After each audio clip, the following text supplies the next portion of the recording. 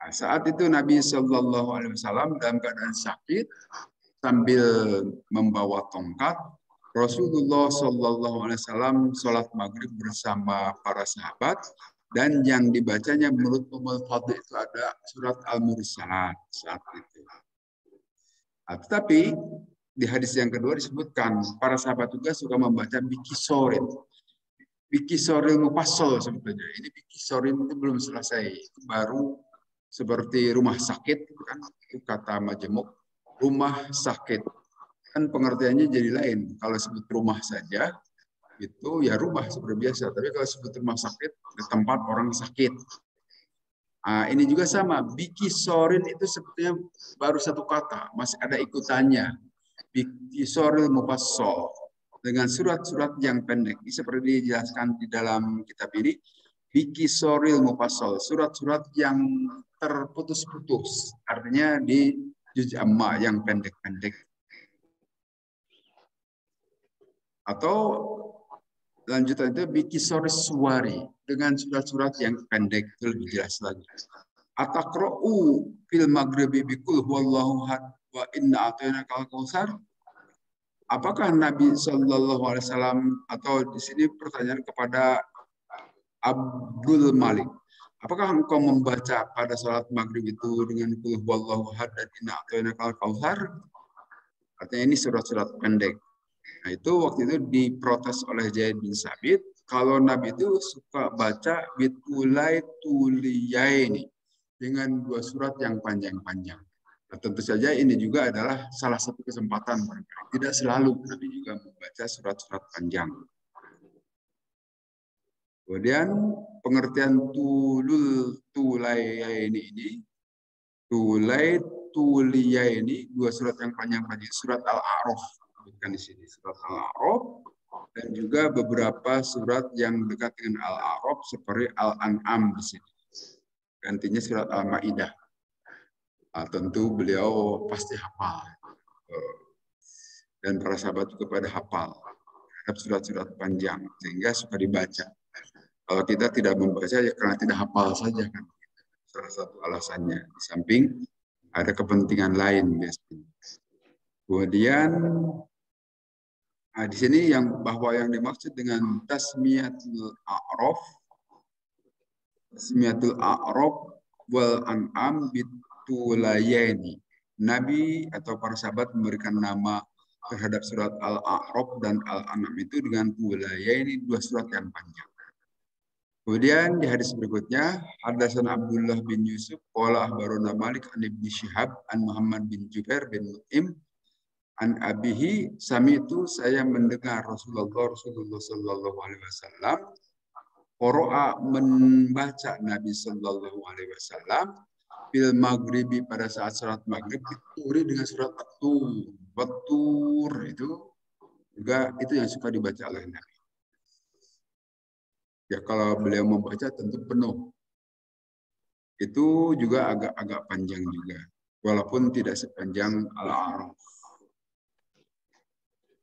Dengan surat Tur di sini, di surat itu dengan surat Tur. Aina yashrabu biha ibadullah.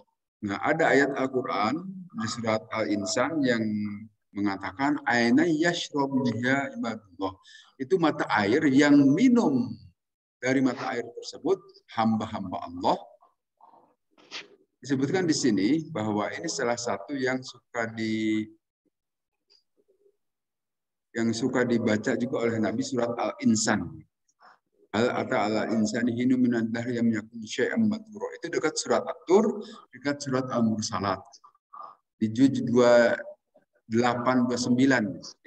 juz 29 ini. Nah, menurut Imam Syafi'i, waqala Syafi'i la akrahu dzalika bal astahibbu. Saya tidak membenci bacaan-bacaan tadi, artinya bacaan-bacaan surat Tur, kemudian Al-Insan, dan juga bacaan yang lain, tetapi justru saya menyukainya. Artinya suka membaca surat-surat panjang. Waqadha naqalahul Baghawi bi syarhi sunnati an Syafi'i. Demikian seperti yang dinukil Imam Baghawi dalam syarah sunnah dari Imam Syafi'i. Wal ma'rufu inda Syafi'i annahu la karahiyata fi dzalika wala istihbaba. Tetapi juga yang diketahui itu dari Imam Syafi'i bahwa beliau itu tidak benci dengan atau tidak menyukai membaca itu, tetapi juga tidak menyukainya. Artinya ya biasa-biasa saja. Wa Imam Malik, sedangkan Imam Malik Pak Tamada al-amal bil Madinah. Sedangkan Imam Malik itu beliau itu beramal berdasarkan kebiasaan orang-orang di Madinah. Artinya memang kita tahu madhab Imam Malik itu mendasarkan madhabnya itu salah satunya berdasarkan kebiasaan orang Madinah. Dengan kata lain, Madinah itu adalah tempat Nabi Shallallahu Alaihi Wasallam, sehingga tidak mungkin orang-orang Madinah itu terlalu jauh dari amal yang dilakukan oleh Nabi. Sehingga itu salah satu patokan pada saat Nabi atau Imam Malik membuat keputusan dalam mazhabnya melihat amal-amalan orang Madinah. Kemudian kita lihat hadis berikutnya. Haddatsana Abu Nu'man qala haddatsana Mu'tamir an Abihi an Bakar an Abi Rafi qala, berkata Abi Rafi, itu saya telah salat ma Abi Hurairah beserta Abi Hurairah al-atamata salat Isya. Qara'a, maka Abu Hurairah membaca idza sama unsyaq al-insyaqqat idza sama unsyaqat wa adinat li rabbiha qat wa idza armundat al-qat ma fiha taqalat, dan seterusnya. Sajadah, maka beliau sujud. Nah, artinya di sini sujud tilawah. Seperti kita lihat dalam surat Al-Insyiqaq itu ada ayat sajdah. Yang apabila kita membaca ayat sajdah tersebut, kita disunnahkan sujud. Tapi di sini sunnah saja hukumnya, bukan kewajiban. Qala sajadtu, saya sujud khalfa Abil Qasim, di belakang Abul Qasim. Abul Qasim itu yang julukan Nabi Sallallahu Alaihi Wasallam. Karena beliau anak pertama laki-laki namanya Qasim. Walaupun masih dalam keadaan bayi, telah meninggal Qasim. Fala azalu asjudu, maka aku selalu sujud apabila membaca surat Al-Insyiqaq. Itu sama unsyaqqaq. Jadi ini salah satu ayat sajadah yang ada dalam surat Al-Insyiqaq. Ada 15 ayat sajadah di dalam Al-Quran yang apabila kita membacanya disunnahkan untuk sujud tilawah. Nah, sahabat ini menyatakan, Abu Hurairah maksudnya, selalu sujud karena saya juga pernah sujud di belakang Nabi Sallallahu Alaihi Wasallam. Kemudian hadis berikutnya, haddatsana Abdul Walid qala haddatsana Syu'bah an Adi qala sami'tu al-Barra, saya telah mendengar terhadap Barra. Annan Nabiyya, sebenarnya Nabi sallallahu alaihi wasallam, karena ada beliau bisa parin di dalam keadaan perjalanan, faqara'a, maka beliau membaca fil isya'i, pada saat salat Isya, fi ihdar rakaataini, dalam salah satu dua rakaatnya itu, Bittini wa zaituni, membaca wattini wa zaitun, surat At-Tin. Nah, ini juga suka dibaca oleh Nabi Sallallahu Alaihi Wasallam. Wattini wa zaituni pada saat salat Isya, di salah satu rakaat, di dua rakaat pertama maksudnya. Kemudian di hadis berikutnya, haddatsana Musaddad qala haddatsana Yazid bin Jura' qala haddatsani At-Taimi an Bakar bin Abi Rafi qala, berkata Abi Rafi, itu saya telah sholat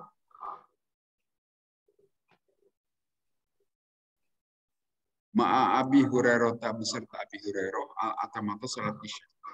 Faqara'a, maka membaca itu Abi Hurairah itu idza sama unsyaqqat, tadi surat idza sama unsyaqqat, fasajada, maka beliau sujud. Faqultu, kemudian saya bertanya, ma hadhihi, mengapa sujud gitu ya? Qala, menjawab Abu Hurairah, sajadu, saya telah sujud biha, dengan membaca surat Al-Insyiqaq tadi, falpa Abil Qasim, di belakang Abul Qasim, yaitu Nabi sallallahu alaihi wasallam.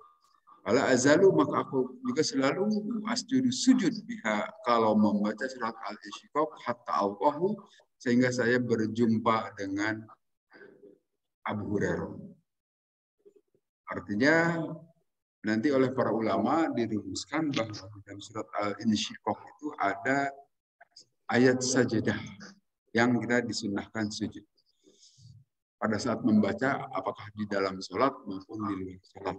Dipersilakan untuk sujud. Tetapi ini sekali lagi tidak wajib. Tidak wajib kita untuk sujud, hanya disunnahkan.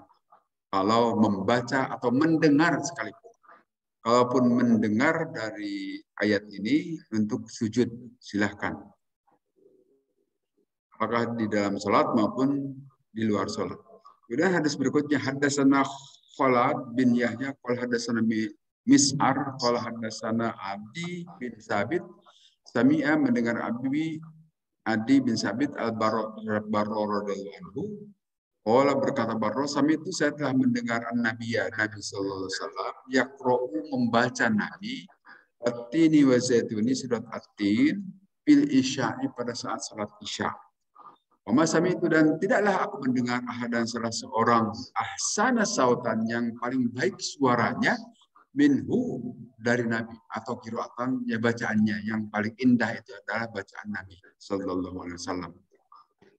Jadi begitu dipersilakan membaca Al-Qur'an dengan suara yang paling baik. Karena itu juga dicontohkan oleh Nabi supaya nyaman itu jamaah yang bagus bacaannya juga disunahkan.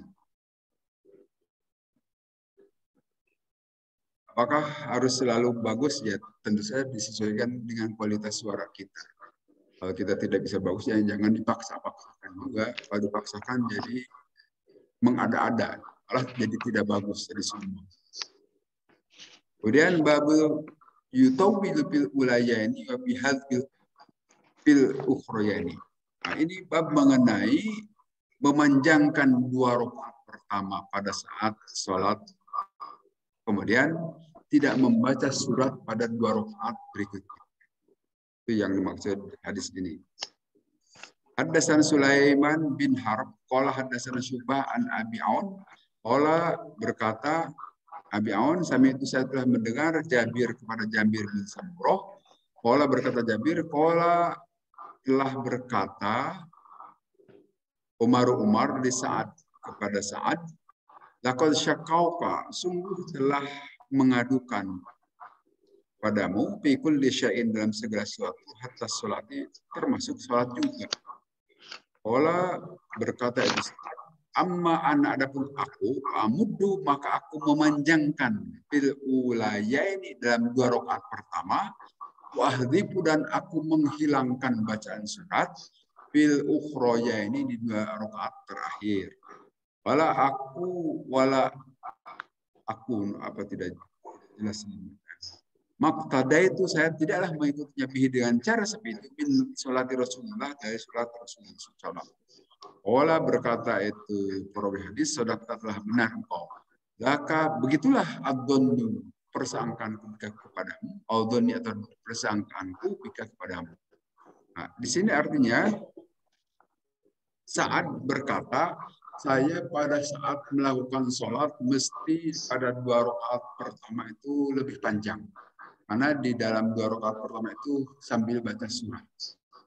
Sedangkan di 2 rakaat terakhir kalau sholat zuhur gitu, sholat asar atau sholat isya atau maghrib dan semuanya dari subuh 2 rakaat. Nah, maka itu di rakaat ketiga atau keempat itu saya tidak membaca surat. Artinya cukup membaca Al-Fatihah saja. Sedangkan di 2 rakaat pertama baca Al-Fatihah ditambah surat. Nah, itulah saya dapatkan dari Rasulullah. Jadi ini juga contoh Rasulullah hanya diamalkan oleh sahabat. Ya, marilah kita juga mengamalkan seperti ini. Dan saya kira sudah biasa juga ya. Tetapi kita menjadi tahu mengapa kita melakukan itu, karena dulu saya diajari oleh ustadz saya. Ustadz ditanya diajari oleh gurunya juga. Nah, sesungguhnya ini awal muasalnya contoh dari Rasulullah. Sehingga kita jadi tahu. Ini yang kita sebut dengan ittiba. Kalau tadi karena mengikuti guru itu taklid namanya. Ikuti kata guru saja. Tapi kalau sudah tahu sumbernya bahwa memang ini contoh dari Rasulullah, derajat kita jadi naik menjadi ittiba karena mengikuti Rasulullah. bahwa asal-muasalnya tahu dari guru, boleh, silahkan, tidak masalah. Tapi tidak hanya berhenti di guru, tetapi guru itu menyatakan ini dari Rasulullah. Ini sumber hadisnya. Ya, derajat kita jadi naik, bukan muqallid lagi, tapi muttabi, sebagai orang yang mengikuti. Sehingga ini lebih bisa dipertanggungjawabkan. Nanti ditanya oleh Allah, kamu begitu sholat. Ya Rasulullah, karena saya mengikuti contoh Rasul. Ada kata Al-Quran, wa ati'ullaha wa ati'ur Rasul. Taatlah kepada Allah dan kepada Rasul. Itu bukti saya taat kepada Rasulullah, mengikuti contoh sholat Rasul. Jadi harus begitu. Boleh tahu dari orang lain dahulu, bagus-bagus saja. Tapi jangan berhenti hanya tahu dari orang itu, harus sampai tahu akarnya masalah. Kita kaji hadis juga, supaya mengetahui mengapa sholat itu 2 rakaat, mengapa sholat itu 4 rakaat, ada usul. Asal usulnya bukan kata orang lain atau guru saja, tapi memang begitu contoh dari Rasulullah SAW. Kemudian babul qiraati fil fajri. Bacaan pada saat salat fajar, salat subuh. Haddatsana Adam qala haddatsana Syu'bah qala haddatsana Sayyar bin Salamah. Qala berkata Sayyar bin Salamah, waktu saya masuk anak aku ini, wa abi dan bapakku, ala Abi Barzah kepada Abu Barzah al-Aslami. Masalahnya maka saya bertanya kepada Abu Barzah al-Aslami an waktu sholawati dari waktu-waktu sholat. Pola maka berkata itu Abu Barzah karena ada Nabi Sallallahu Alaihi Wasallam yusolli sholat Nabi ad-duhur sholat duhur ina tazul syams pada saat matahari mengok, pada saat matahari lingsir. Itu bukan saat tengah-tengah. Saat di tengah-tengah itu justru haram sholat, tidak boleh sholat gitu. Wal asro dan sholat asar, wayarji dan kembali arroju seseorang ila aqsal Madinah ke penjuru Madinah, wasyamsu hayyatun, matahari masih menyorot. Jadi kalau sholat asar saat matahari juga masih menyorot. Nah, nanti dalam hadis lain disebutkan sholat asar itu dimulai pada saat bayangan satu benda sudah sama minimal atau lebih panjang. Nah, kalau jadwal kita kan ada ditulis di sini, kan dicek Pak. Jadwal di sini katakanlah 14.50. Nah, ukur juga pada pukul katakanlah 2:30. Nah, 3 juga itu bayangan matahari itu sudah dekat, sudah sama. Bayangan benda coba diberdirikan pada saat matahari sedang menyorot, sudah sama sebetulnya. Itu sudah masuk waktu asar. Hanya jadwal ini lebih hati-hati, mesti melebihkan biasanya. Silakan dibuktikan saja. Nanti siang misalnya kalau cuaca bagus, jadwal ini agak lebih mundur sebetulnya. Karena kehati-hatian saja. Jadi pada saat matahari masih menyorot, itulah waktu asar. Nasi itu makola fil maghrib dan aku lupa apa yang dia katakan pada saat maghrib. Jadi waktu maghrib dalam hadis lain disebutkan saat matahari tenggelam dan saat ada layung yang warna kekuning-kuningan sudah mulai muncul. Artinya itu matahari sudah tenggelam, tinggal sinar kuning-kuningan sudah muncul di langit, itulah waktu maghrib. Walau balik pada akhir isya'i bila sudah dan aku tidak peduli terhadap isya itu sampai 1/3 malam akhir. Artinya waktu isya itu yang paling panjang. Sejak habisnya itu ahmar itu asyafaqul ahmar layung gitu. Kita lihat di langit kan kalau masih merah itu masih waktu maghrib. Tapi kalau sudah hilang itu kemerah-merahan di langit, terutama di sebelah barat, itulah mulai waktu isya. Itu sebentar sebetulnya. Nah, waktu isya itu bisa sampai menjelang subuh. Bila susul laili, paling panjang. Jadi kalau mau sholat isya pukul 12 juga boleh saja. Pukul 2 juga silahkan saja. Ayuhibbu an-nauma qablaha dan aku tidak suka tidur sebelum sholat isya. Wala hadisa ba'da dan juga tidak ngobrol. Kalau sudah sholat isya ya sudah tidur gitu. Belum ada televisi barangkali zaman itu. Sehingga tidak ada yang perlu ditonton. Wa yusolli dan juga sholat Nabi as-subuh sholat subuh. Wa yansarifu rajulu wa ya'rifu jalisahu. Nah, ini coba perhatikan Pak. Dan Nabi Shallallahu Alaihi Wasallam sholat subuh pada saat seseorang mengetahui tempat duduknya. Artinya sudah keluar fajar. Cahayanya itu sudah, kalau menjelang maghrib, fajar itu sama dengan asyafaqul ahmar tadi, yang warna kekuning-kuningan. Ada warna matahari yang kuning-kuning. Nah, kalau waktu subuh itu sudah keluar waktu fajar. Sudah ada bayangan matahari, tetapi matahari masih di bawah ufuk bumi, tapi cahaya itu sudah ada yang melintang. Nanti kita buktikan ya, kita pakai stellarium lagi nanti kita lihat. Stellarium bahwa waktu fajar itu lebih belakang daripada jadwal yang di sini. 4,5 ya. Nanti kita buktikan. Ini yang tidak ada urusan dengan agama. Ternyata itu masih waktu malam. Kalau pukul 4,05 itu waktu adanya Pak Syarif. Belum subuh itu. Kita lihat dari stellarium saja. Nanti kita setelah ngaji ini Pak ya. Nah, salah satu yang kita lihat di sini, faya'rifu jalisahu, maka seseorang mengetahui tempat duduknya. Artinya waktu itu belum ada listrik, jadi kalau masuk masjid itu dalam keadaan masih gelap. Tapi waktu sholat subuh sudah tahu seseorang bahwa itu tempat duduk siapa, walaupun dalam keadaan gelap. Artinya cahaya sudah keluar, cahaya fajar. Belum dalam keadaan gelap, kalau masih gelap kan tidak akan bisa melihat. Jadi bukti ini, Pak. Bayan sorifu ar-rajulu, seseorang itu malengos, kalau bahasa sederhana. Bayarifu maka dia mengetahui jalisahu tempat duduknya, biasa di mana dia duduk. Di sini atau di mana, mengetahui pada itu masjid dalam keadaan tidak ada cahaya. Tapi walaupun di dalam bangunan orang mengetahui tempat duduk. Nah, ini bahwa fajar harus sudah keluar, harus sudah ada cahaya fajar. Bukan cahaya matahari, kalau cahaya matahari dia sudah siang. Tapi ini adalah sebetulnya pantulan dari sinar matahari yang akan keluar. Itulah fajar. Wakana dan ada Nabi itu yang membaca ini dalam 2 rakaat salat subuh itu, atau satu dari 2 rakaat subuh, mabaina siddina ila mi'ah, sampai 160 ayat sampai 100 ayat. Itu bacaan Nabi saat salat subuh, jadi panjang. Kalau di salat lain ada yang pendek-pendek, bisa juga yang panjang, tapi kalau salat subuh minimal 60 ayat. Jadi salat subuh kalau mengikuti sunnah Nabi bacaannya sedikit relatif panjang. Ya kalau di kita tidak sampai 60 ayat, kelamaan juga ya. Nanti banyak yang dehem di belakang.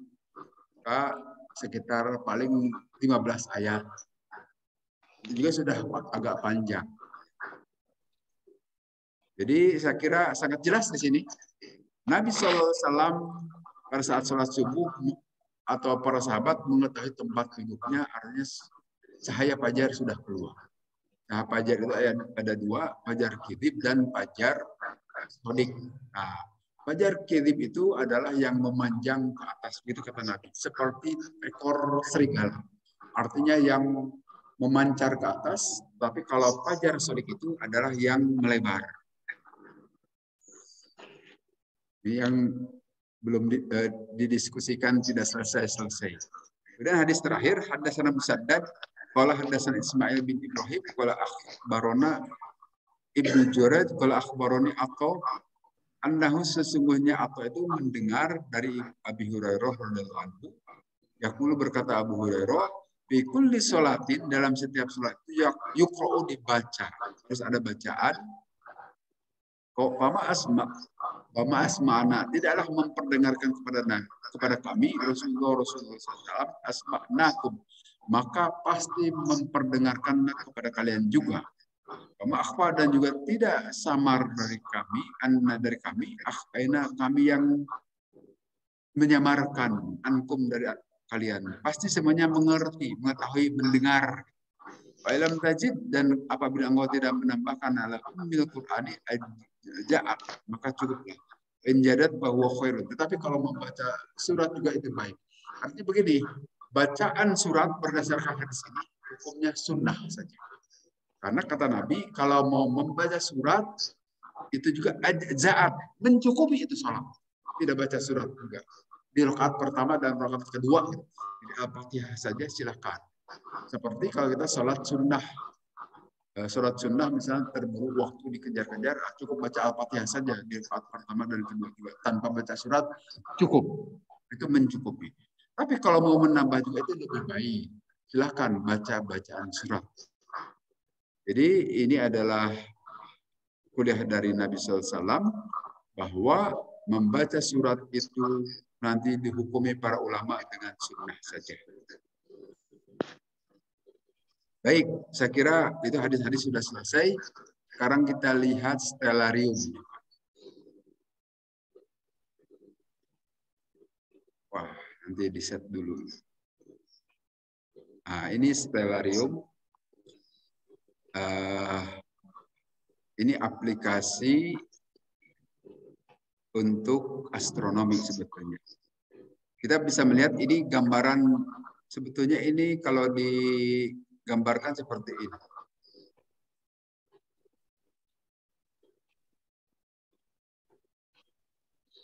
Ini adalah permukaan angkasa gitu. Sedangkan yang gambar ini itu adalah di Zoom belum muncul, Bapak. Apa? Di Zoom belum muncul. Oh, belum muncul? Ya. Oh, belum muncul ya, sebentar. Oh, saya ganti. Bentar. Belum muncul. Share ya. Baik. Apakah sekarang udah muncul? Udah. Sudah. Oke, baik. Jadi ini adalah angkasa raya. Kita bisa melihat planet Saturnus, ada Jupiter, ada bulan di sini, dan sebagainya. Nah, ini adalah permukaan bumi yang bisa kita kecilkan. Kemudian kita lihat itu artinya timur ya. Ini saya ulang lagi waktu subuh, karena kemarin waktu kita rapat ada yang protes. Sudah dijelaskan tidak mau datang juga salat subuh. Yang protes itu ya. Itu ketua RW yang kemarin protes, dan sudah saya jelaskan kepada beliau sejelas-jelasnya, tetap diajak subuh tidak mau datang juga. Tidak ada masalah sebetulnya dengan salat subuh. Nah, sekarang untuk mengulang lagi kepada para bapak, saya perkirakan jelaskan seperti ini. Ini permukaan bumi. Ini permukaan bumi itu ya. Ini timur, ini planet Uranus. Ini angkasa raya. Dan kita lihat ini dari tanggal. Sekarang tanggal 30 ya Pak ya. Kalau kita lihat waktu subuh itu pukul sini 4.05 ya. Kita majukan jadi pukul 4.05.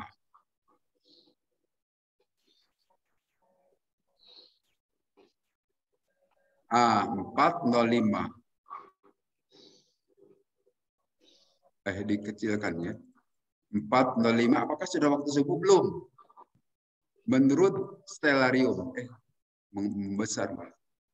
Waktu 4.05 ini jam Pak.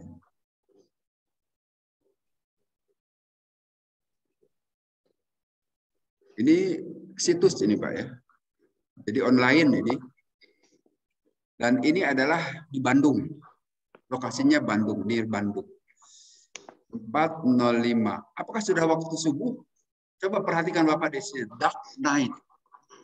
Ini masih waktu cahaya malam.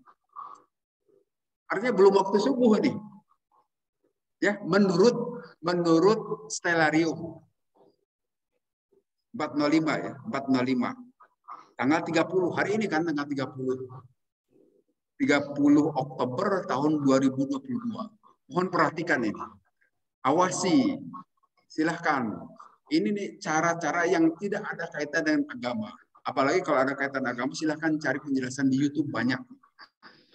Nah, ini cara sederhana yang stellarium itu bukan buatan orang Indonesia, tetapi buatan orang luar negeri yang tidak mengerti waktu subuh. Nah, di sini kita perhatikan dark night. Terbaca Pak ya? Dark night itu apa? Waktu malam. Coba kita cari terjemahannya di sini. Dark night itu apa? Dark night. Malam gelap. Oke, setuju ya? Supaya memberi penjelasan kepada orang yang tidak mau ngerti-ngerti ini. Sudah dijelaskan tetap ngotot. Dark night. Jadi cahayanya masih malam. Oke. Ini ya. Ini di Kota Bandung. Kita kembali lagi ke sini. Kemudian kapan berubah menjadi waktu fajar? Kita tambah waktunya 4 berapa? Coba perhatikan dark night itu akan berubah menjadi dawn. Pada waktu menit ke berapa? 4.12, 4.15, 4.16, 4.18, 4.19. Nah, baru 4.20 berubah menjadi dawn.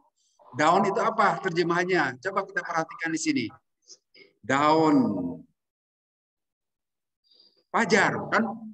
Itu bahasa Inggrisnya. Dawn itu fajar. Artinya baru fajar itu pada pukul 4.20 menit. Berarti kita memundurkan 20 menit itu betul. Gitu. Karena menurut Stellarium sendiri, ini online, jadi kondisi alam semesta ini, bahwa mulai fajar, bagi mereka yang tidak mengerti waktu subuh aja, tahu bahwa fajar itu mulai bukan sesuai dengan jadwal sholat kita. Jadwal sholat kita itu kecepatan. Jadi yakinlah, saya kira, siapa yang mau bantah ini silahkan. Yang mau menjelaskan bahwa ini salah. Walaupun sekali lagi ini bukan dalil qot'i, ini hanya semacam pembenaran, semacam justifikasi saja untuk menguatkan pemahaman-pemahaman kita selama ini. Bahwa dari aplikasi yang sifatnya tidak ada kaitan dengan agama saja begitu, bahwa waktu fajar kita itu kecepatan, waktu sholat subuh kita itu kecepatan. Harusnya mulai di sini pukul 4.20. Mulai down. Kalau 4.19 itu masih dark night. Jadi kita mundurkan 20 menit ya relatif sebetulnya, Pak.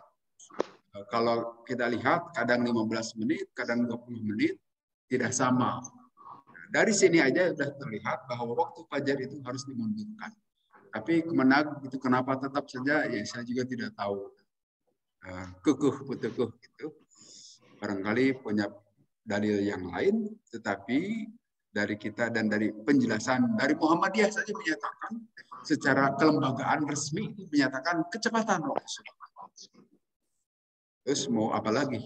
Jadi saya kira kita sudah benar. Walaupun tetap saya tidak menyatakan bahwa orang yang sholat subuh jadwal Kemenag salah, tidak juga. Kita jangan sampai menghukumi seperti itu. Silahkan saja kalau mau. Sehingga kalau kita tahu begini, sekali lagi, waktu subuh itu, pada saat kita datang setelah Syarif Adan itu belum waktu subuh. Sehingga jangan dahulu sholat qobliyah subuh. Ya, tunggu dahulu sampai kurang lebih di sini ditelatkan berapa menit Pak Suyoto ini waktu subuh 23 menit ya. 23. Nah, artinya menjelang 3 menit menjelang subuh barulah sholat qobliyah subuh itu sebaiknya. Karena itu baru masuk waktu subuh. Jadi jangan 5 menit sebelumnya, itu belum waktu subuh itu. 5 menit sebelumnya itu. Kalau melihat di sini. Jadi harus 3 menit seharusnya. Kalau ingin benar gitu. Sesuai dengan penjelasan di sini. Jadi kalau kita mau sholat sebelum itu silakan, tapi sholat yang lain, mau sholat witir, kalau belum sholat witir silakan, mau sholat yang lain silakan. Tetapi kalau sholat qobliyah subuhnya itu sekitar 3 menit menjelang selesai. Ini petunjuk di sini, 3,5 menit itu yang sudah pas itu Pak Yasir. Menjelang 3 menit selesai baru sholat subuh. Harusnya begitu. Jangan sebelumnya. Kalau sebelumnya itu belum masuk waktu subuh. Supaya waktu sholat sunnah rawatib kita juga sesuai dengan waktu subuh. Bagi mereka yang meyakini waktu sholat subuh itu kecepatan. Tapi bagi mereka, sudah benar jadwal Kemenag, ya silahkan saja bebas. ikuti jadwal kemenangan. Tapi bagi mereka yang meyakini bahwa waktu subuh itu pada dasarnya kecepatan kurang lebih 20 menit, maka kalau mau sholat sunnah subuh sebaiknya 3,5 menit atau 3 menit menjelang mau iqomah, barulah sholat sunnah subuh supaya lepas, supaya sah sholatnya, tidak sia-sia. Gitu saya kira. Dalil lain tentu saya masih banyak penjelasan mengenai fajar tadi, tapi dari hadis Nabi tadi sangat jelas bahwa waktu fajar itu kita sudah bisa melihat tempat duduk kita. Artinya cahaya fajar sudah keluar. Jadi tidak masih dalam keadaan gelap. Kalau waktu masih gelap, belum waktu subuh, tidak sah sholatnya. Barangkali itu saja pada Bapak punten. Mangga. Kalau dari waktu subuh daun ini